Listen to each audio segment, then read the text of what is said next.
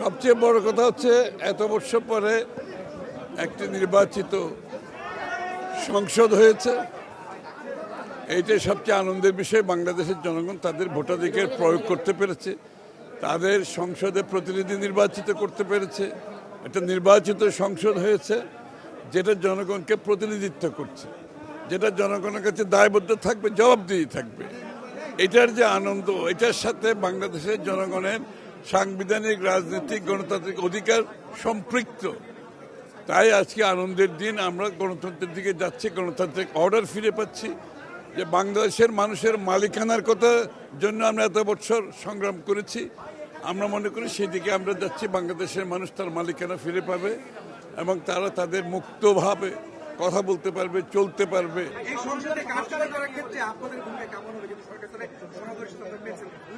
কার্যকর করার জন্য সকল সংসদ সদস্যকে সহযোগিতা করতে হবে। এ গ্রেড ক্লিংকারের কনফিডেন্স সিমেন্ট, বাংলাদেশের হৃদয় জুড়ে।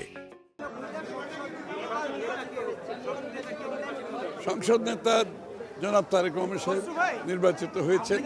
সংস্কার পরিষদ না হলে 11 দলীয় জোট শপথ নেবে না, বিষয়টি কিভাবে দেখছেন? সংবিধান সংস্কারের পক্ষে আপনারা শপথ নেননি, এই বিষয়ে এটা তো সাংবিধানিকভাবে করতে হবে।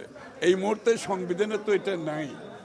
সংবিধান পরিবর্তনের আগে এটাতে এই মুহূর্তে করার সুযোগ নাই। আমরা তো সংবিধানের কথা সবসময় বলি, তো সাংবিধানিকভাবে সংসদ চলতে হবে তো, তাই না?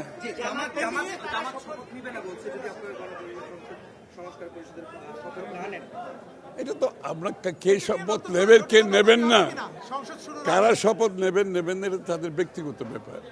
আমরা নির্বাচিত হয়েছি, আমরা মনে করি জনগণের প্রতি যদি আমি সম্মান জানাতে হয়, আমাকে সংসদে শপথ নিতে হবে, সংসদে বসতে হবে।